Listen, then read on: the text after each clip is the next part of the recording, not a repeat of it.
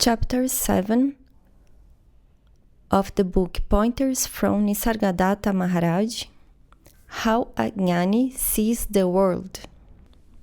A lady visitor, taking advantage of the fact that it was the last day of her visit to Mumbai, sought Maharaj's permission to ask what she called a silly question.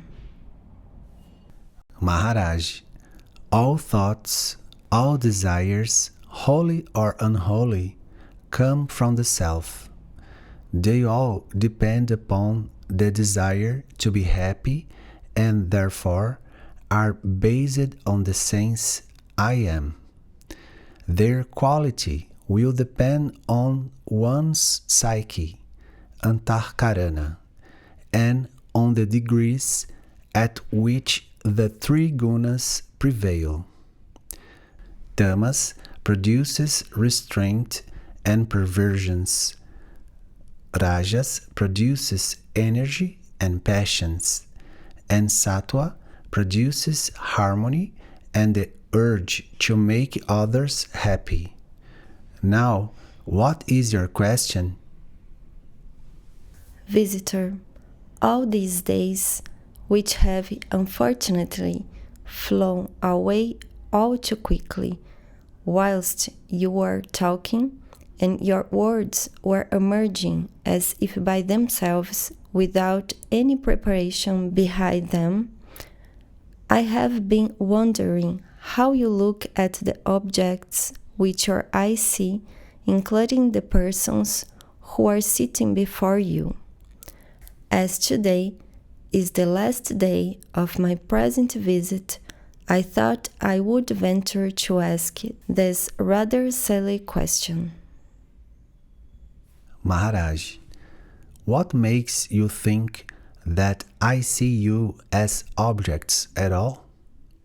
You assume that it is with a certain special significance that I see things, a significance which escapes you. But that is not really your question. Your question essentially seems to be, how are things perceived by a jnani who sees as seeing should be done? Please remember, objects are really the perceiving of them. Conversely, therefore, the perceiving of them is what the objects are. Try to understand. When an object is seen as an object, there would have to be a subject other than the object. As the jnani perceives, there is neither the subject that sees nor the object that is seen, only the seeing. In other words, the jnani's perception is prior to any interpretation by the sensory faculties, even if the normal process of objectification has taken place. The jnani, in his perspective, has taken note of this fact and seen the false as false.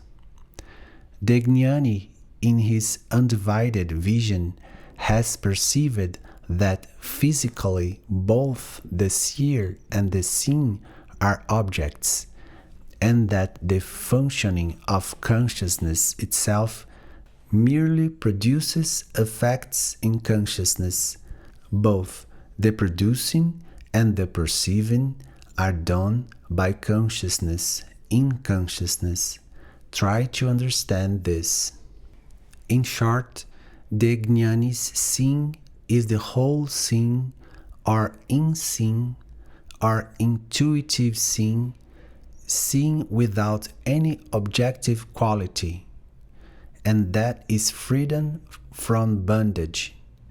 That is what I mean when I say, I see, but I do not see. And this is the silly answer to your silly question.